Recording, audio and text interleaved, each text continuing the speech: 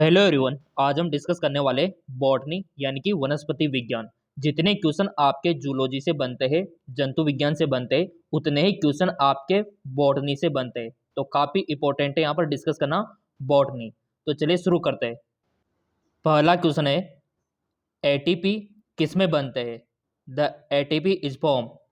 Option है केंद्रक में, राइबोसोम में, गोल्जी बॉडी में, या फिर माइटोकॉन्ड्रिया में। तो जो आपके एटीपी बनते हैं, और इसका फुल फॉर्म भी आपको पता होना चाहिए, एटीपी का एडिनोसिन ट्राइफॉस्फेट। तो ये कहाँ पर बनते हैं? ये बनते हैं आपके माइटोकॉन्ड्रिया में। अब यहाँ पर माइटोकॉन्ड्रिया से भी काफ़ी सारे क्वेश्चंस बन जाते हैं। तो यहाँ पर इसका डायग्राम आपको पता होना चाहिए माइटोकॉन्ड्रिया का, क्योंकि कोशिका का शक्ति गृह भी इसे कहा जाता है। और इसके अलावा ये डबल लेयर होता है, ये भी आपको मालूम होना चाहिए। जैसा कि आप यहाँ पर देख पा रहे होंगे, ये है माइटोकॉन्ड्रिया की संरचना। और इसमें क्या क्या होता है? मैट्रिक्स भी होता है, और यहाँ पर inner layer, outer layer, double layer होता है, डीएनए भी होता है, और इसमें राइबोसोम भी होते हैं, और एटीपी ये रहा आपका। ठीक है, तो ये डायग्राम अगर आपको पता है, तब भी अगर कोई भी क्वेश्चन आ जाए तो आप कर सकते हो। चलिए बढ़ते आगे की ओर। सो इसीलिए इसका राइट ऑप्शन हो जाएगा माइटोकॉन्ड्रिया। अगला है, वाइन कड़वी हो जाती है।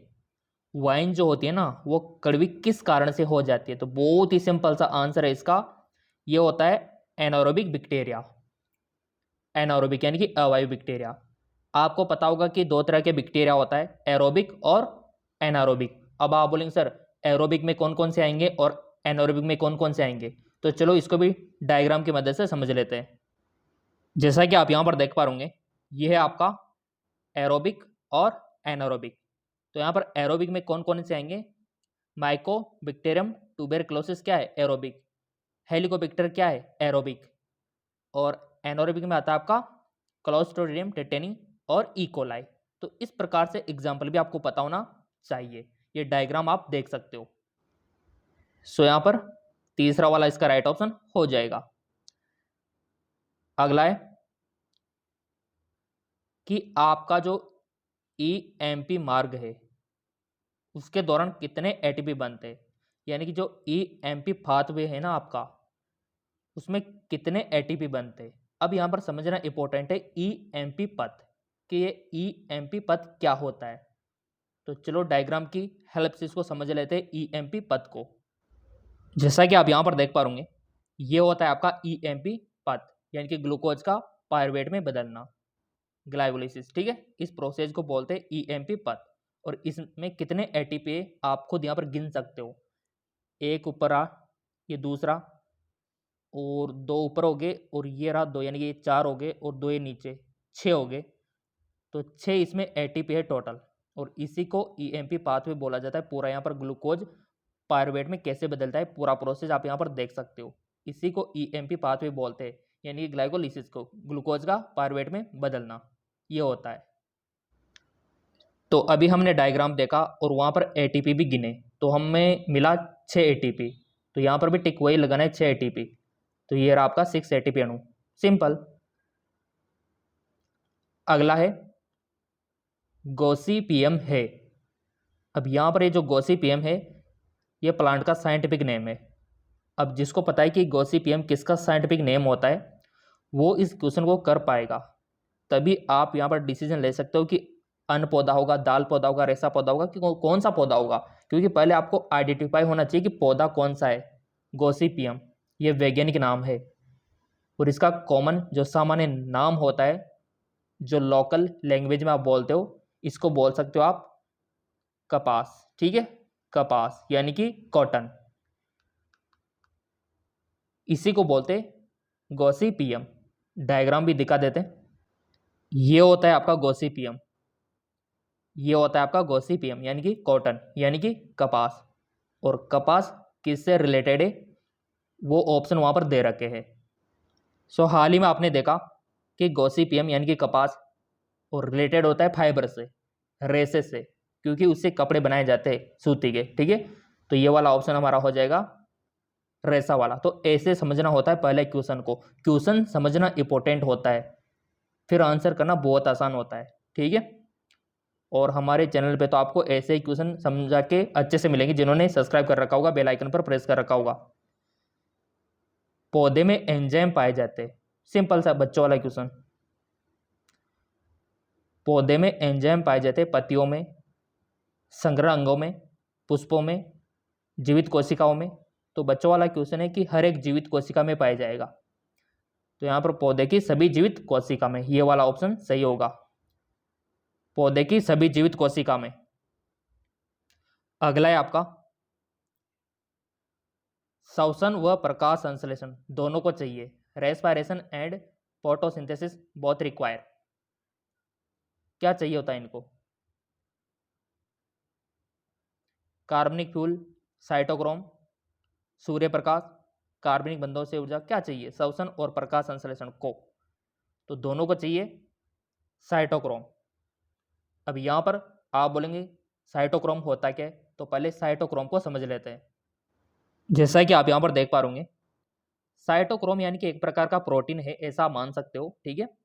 और साइटोक्रोम लोह युक्त पोरफायरिन वर्णक होता है, ठीक है। साइटोक्रोम को परिवहन करने वाले प्रोटीन होते हैं जिन्हें कभी कभी एंजाइम भी कहा जाता है। इसमें फेरस तथा कॉपर युक्त पोरफायरिन होता है समूह। तो ये होता है साइटोक्रोम, एक प्रकार का प्रोटीन। सो यहाँ पर राइट ऑप्शन साइटोक्रोम होगा, देख लो आप। अगला है हिल ने अपने प्रयोग में प्रयोग किया था।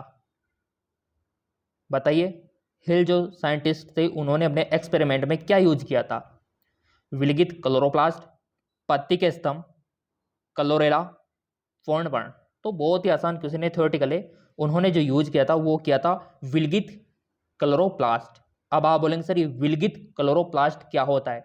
चलो देख लेते हैं कि विलगित यानी कि आइसोलेटेड क्लोरोप्लास्ट होता क्या है। ये होता है आपका आइसोलेटेड क्लोरोप्लास्ट, विलगित। अब जबकि नॉर्मल तो ये वाला होता है, कितना अच्छा होता है नॉर्मल क्लोरोप्लास्ट, जबकि विलगित कुछ इस प्रकार का फटा हुआ होता है। तो ये आपको पता होना चाहिए। ये तो है नॉर्मल और ये कुछ अजीब सा दिखाई दे रहा है, ये है आइसोलेटेड। सो यहाँ पर राइट ऑप्शन ये हो जाएगा, अपने प्रयोग में यही किया था आइसोलेटेड वाला, ठीक है। चलिए, प्रोक्सिसोम किसी एक शारीरिक क्रिया से जुड़ा हुआ है। प्रोक्सिसोम किसी एक शारीरिक क्रिया से जुड़ा हुआ है। तो सिंपल सा है, ये जो आपका प्रोक्सिसोम होता है वो फोटो रेस्पिरेशन यानी कि प्रकाशीय श्वसन से जुड़ा हुआ होता है। और ये होता है आपका प्रोक्सिसोम, चारों ओर जो लेयर से घिरा हुआ होता है, ठीक है। ये आप प्रोक्सिसोम को समझ सकते हो, कोशिका से रिलेटेड पूरा का पूरा झिल्ली से घिरा हुआ रहता है, इसी को प्रोक्सिसोम बोलते हैं। तो राइट ऑप्शन हो जाएगा प्रकाशीय श्वसन। अगला है रंध्र आवागमन में सहायक है। Stoma help in the exchange. केवल कार्बन डाइऑक्साइड के, केवल जलवाष्प के, कार्बन डाइऑक्साइड व जलवाष्प के, या फिर अन्य। रंध्र के बारे में, स्टोमा के बारे में सबने पढ़ रखा है 12th में, 11th में, ठीक है। तो बताओ किसके आवागमन में सहायक होते हैं रंध्र?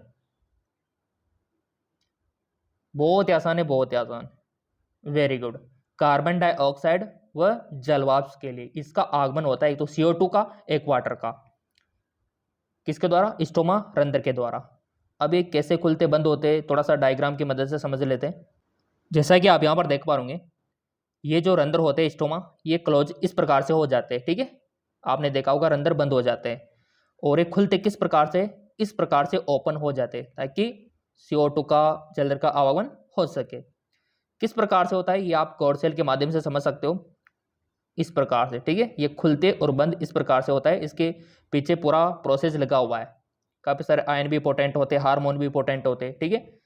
तो बेसिकली आपको इतना से याद रखना है कि CO2 और जल के आवागमन में हेल्पफुल होते हैं रंध्र। आई होप आपको समझ आया होगा। बढ़ते आगे की ओर। अगला क्वेश्चन, मूल दाब का मापन करने वाला उपकरण है। Measure root pressure, barometer, manometer, potometer, या फिर पोरोमीटर। किससे मापा जाता है मूल दाब? तो वो मापा जाता है आपका मैनोमीटर से। किससे? मैनोमीटर से। अब आप बोलेंगे सर ये मैनोमीटर कैसा दिखाई देता है? तो चलो अभी ला के दिखाता हूँ मैं आपको मैनोमीटर, हमारे पास पड़ा हुआ है, थोड़ा सा उसका फोटो मैं आपको दिखा देता हूँ मैनोमीटर का। ये होता है आपका मैनोमीटर। इसमें डबल ये होता है, जैसे कि आप देख पा रहे होंगे, ट्यूब्स होती है, ठीक है। और ये भी आप देख सकते हो, ये मॉडर्न ज़माने का है कुछ, इसमें भी डबल ही होती है, ठीक है। तो रूट प्रेशर इसी से मेजर किया जाता है, इसी के माध्यम से। देख लो आप अच्छे से, ये आपका मैनोमीटर, कहीं पर भी दिख जाए तो समझ लेना कि वही है मैनोमीटर, रूट प्रेशर मापने का यंत्र। आई होप समझ में आ गया होगा। सो यहाँ पर आपको टिक मैनोमीटर करके आना है। अगला, और देखो चैनल सब्सक्राइब कर रखा होगा, बेल आइकन पर प्रेस कर रखा होगा, तो बिल्कुल भी चिंता आपको नहीं करनी है, नॉन स्टॉप आपको क्वेश्चन मिलते रहेंगे। काफ़ी सारे विद्यार्थी बोल रहे थे सर पीडीएफ, तो पीडीएफ तो आपको एमकेएस एकेडमी ऐप पर मिलेगा, डाउनलोड कर लेना उसको। पटेटो बिलोंग टू फैमिली, आलू का कुल है, सिंपल, बचपन से पढ़ते आ रहे हो, सोलेनेसी, ठीक है। कौन सा है? सोलेनेसी। कुछ थ्योरेटिकल क्वेश्चन आ जाते हैं यहाँ पर। सक्रिय अवशोषण शब्द को किसने प्रतिपादित किया? The term active absorption. तो ये आपको याद रखना है, साइंटिस्ट का नाम रेनर ने। क्लियर? चलो अगला क्वेश्चन, डीपीडी का पूरा नाम। डीपीडी का पूरा नाम आपको बताना है, फुल नेम ऑफ डीपीडी। तो 4 ऑप्शन इस प्रकार से आपके दे रखे होंगे, उसमें से आपको सही चूज करना है। तो आपकी नॉलेज के लिए मैं बता दूं, डी का मतलब है यहां पर डिफ्यूजन, ठीक है, डिफ्यूजन। पी का मतलब है प्रेशर, और अगेन डी का मतलब है डेफिसिट। तो ये दे रखा है आपके बी वाले में, ये रहा, याद रख लेना, एग्जाम में क्वेश्चन आ सकता है अगेन। तो ये विसरण दाब न्यूनता, इसका फुल फॉर्म होता है डीपीडी का, ठीक है। अगला है, थोड़ा सा इसको एडजस्ट कर लेते हैं। पोष व केंद्रीय संवन पुल पाए जाते हैं, साइकस, पाइनस, ड्रेसिना, सोकस, ये सभी के सभी आपके प्लांट है। पोष वायु केंद्र की एम्पियसल वेस्कुलर बंडल्स आर प्रेजेंट है, किसी को पता? तो मैं बता दूं, ये पाया जाता है आपके ड्रेसिना में। और ड्रेसिन का जो पादप है, कहीं ना कहीं आपने देखा अवश्य होगा। अगर नहीं देखा है ड्रेसिना, तो चलो मैं आपको ड्रेसिना दिखा देता हूँ, ताकि आपको पता रहे कि ये होता है ड्रेसिना। चलो डायग्राम देख लेते हैं। जैसा कि यहाँ पर आप देख पा रहे, इस प्रकार का प्लांट होता है ड्रेसिना। और ये कहीं ना कहीं पर आपने हॉस्पिटल्स में या फिर पेट्रोल पंप पे बहुत सारी जगह सजावटी के तौर पे भी देखा होगा, वो ड्रेसिना ही होता है। इस प्रकार का सजावट में इसका उपयोग किया जाता है, ये आपका ड्रेसिना होता है। और ये इसी में पाया जाता है, जो भी क्वेश्चन आया था ना आपके, ये होता है आपका ड्रेसिना। और आप में से बहुत सारे के ग्रुप में भी होगा, किसी के नहीं भी होगा, तो मैंने बता दिया, अगर कहीं पर दिख जाए तो उसको ड्रेसिना बोलना। ओके, तो यहाँ पर टिक कर देना ड्रेसिना पे। अगला, अरिये सवन पुल पाए जाते हैं, radial vascular bundle are present, stem, leaf, या फिर वृंत में या फिर जड़ में अरिये सवन पुल पाए जाते हैं। तो ये पाए जाता है आपके जड़ में, रूट में। एक होता है अरिये, एक होता है द्विपार्श्व, दोनों आपने 11th में पढ़ा होगा, तो दोनों का पता रखना है आपको, अरिये कौन सा होता है, द्विपार्श्व कौन सा होता है। और अच्छे से डायग्राम आपके एनसीईआरटी में भी दे रखा है, ठीक है ना। अगला है आपका, पार्श्व विभजक से वृद्धि होती है, जो आपका ग्रोथ टैग पैलेस होता है ना, लेटरल मेरिस्टेम, तो वृद्धि होती है, कौन बता सकता है? इसका राइट ऑप्शन हो जाएगा आपका मोटाई में होता है, ठीक है। किस में होता है? विडेच, यानी कि मोटाई में। इतना सा आपको याद रखना है। अगला है, बीजांड का वह स्थान जहाँ बीजांड व्रंथ जुड़ा हुआ होता है, part of the ovule where funicle attaches. Hilum यानी कि नाभिका, निभाग, केंद्रक बीजांड का है। ध्यान से समझ लो पहले क्वेश्चन को, बीजांड का वह भाग जहां बीजांड व्रंथ जुड़ा हुआ होता है, तो इसका राइट ऑप्शन हो जाएगा हाइलम यानी कि नाभिका। अब आप बोलेंगे सर कैसे, तो चलो इसको भी समझ लेते हैं, एक्सप्लेन कर देते हैं। जैसा कि आप यहाँ पर देख पा रहे होंगे, ये पूरा आपका डायग्राम रहने वाला है। और यहाँ पर देख लो, ये पूरा हाइलम ये रहा आपका, ठीक है, ये रहा, और यहाँ पर फेनिकल ये रहा। तो ये इससे पार्ट है इसके, ये आपको डायग्राम पता होना चाहिए न्यूक्लियस के बारे में, एम्ब्रियो से ये रहा। तो ये अच्छे से आपको पता होना चाहिए, क्वेश्चन बनता है। देख लो अच्छे से, देखो आप, स्ट्रक्चर ऑफ ओवल, ये आपका प्लेसेंटा, ये आपका फेनिकल, ठीक है, ये पूरा इसमें दे रखा है। तो ये डायग्राम अच्छे से याद कर लेना, टेलीग्राम को फॉलो कर रखा होगा तो वहाँ पर भी मिल जाएगा, ठीक है ना। चलो बढ़ते आगे एक और। इसी कारण इसका राइट ऑप्शन नाभिका हुआ। अगला, टेपिटम का मुख्य कार्य आपको बताना है, मेन फंक्शन ऑफ टेपिटम। यहाँ पर दे रखा है कि लघु बीजाणु का पोषण देना, लघु बीजाणु का स्फुटन करना, लघु बीजाणु की रक्षा करना, या फिर उपयोग में से कोई नहीं। टेपिटम का कार्य, तो देखो विद्यार्थियों, अच्छे से आपने एनसीईआरटी में भी पढ़ा होगा। टेपिटम का जो वर्क होता है वो होता है लघु बीजाणु को पोषण देना, टू प्रोवाइड न्यूट्रिशन माइक्रोस्कोप। तो ये दे रखा आपके पहले वाले में, तो फिर यही हमारा क्या होगा, राइट ऑप्शन होगा, क्योंकि न्यूट्रिशन देना ही उसका काम है टेपिटम का। और ये कहाँ पर पाया जाता है, कैसे पाया जाता है, उसको भी देख लेते हैं यहाँ पर। जैसा कि यहाँ पर आप देख पा रहे होंगे, ये पूरा इसका स्ट्रक्चर है, और ये रहा आपका टेपिटम, ये रहा, यहाँ पर भी देख लो, ये रहा, इस प्रकार से प्रेजेंट होता है ये। यहाँ पर भी देख सकते हो टेपिटम को, ये रहा, ठीक है, यहाँ पर होता है ये। तो हर एक को अगर समझ के चलोगे तो कोई भी दिक्कत आपको नहीं आएगी। ये एपिडर्मिस होता है इसमें। तो ये पूरा डायग्राम ही याद रखो आप, बायोलॉजी में बहुत इंपॉर्टेंट है डायग्राम। चलो बढ़ते आगे एक और। इसका फर्स्ट वाला हो जाएगा। नेक्स्ट, जब वर्तिक आग्र से पहले पुकेसर पक जाते हैं तो उसे क्या कहता है, when the anther mature before the stigma, इडिकनॉस, क्या बोलते हैं इसको। जब वर्तिक आग्र से पहले पुकेसर पक जाते हैं तो उसको क्या बोलते हैं। ये आपने कहीं ना कहीं पर अवश्य पढ़ा होगा।